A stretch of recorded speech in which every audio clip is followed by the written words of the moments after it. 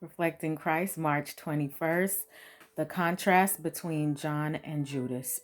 1 John 5:12. He that hath the Son hath life, and he that hath not the Son of God hath not life. During the years of his close association with Christ, John was often warned and cautioned by the Savior, and these reproofs he accepted.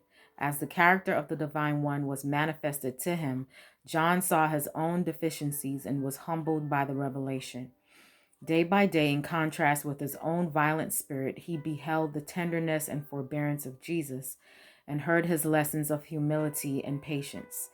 Day by day, his heart was drawn out to Christ until he lost sight of self in love for his master. The power and tenderness, the majesty and meekness, the strength and patience that he saw in the daily life of the Son of God filled his soul with admiration.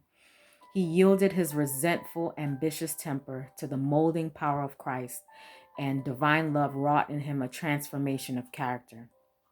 In striking contrast to the sanctification worked out in the life of John is the experience of his fellow disciple, Judas. Like his associate, Judas professed to be a disciple of Christ, but he possessed only a form of godliness.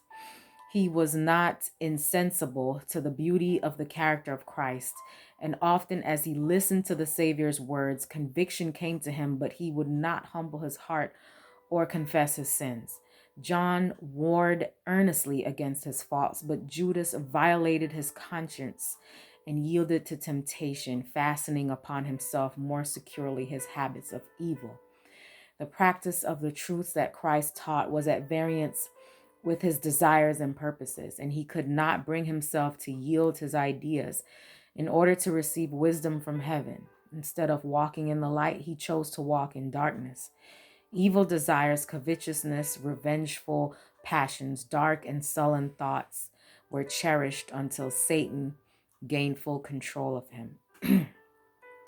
John and Judas are representatives of those who profess to be Christ followers. Both these disciples had the same opportunities to study and follow the divine pattern. Each possessed serious defects of character, and each had access to the divine grace that transforms character. But while one in humility was learning of Jesus, the other revealed that he was not a doer of the word, but a hearer only.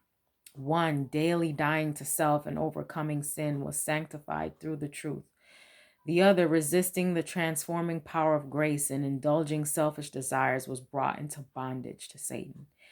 There may be marked defects in the character of an individual. Yet, when he becomes a true disciple of Christ, the power of divine grace transforms and sanctifies him. Hope you have a great day today. Reflect Christ.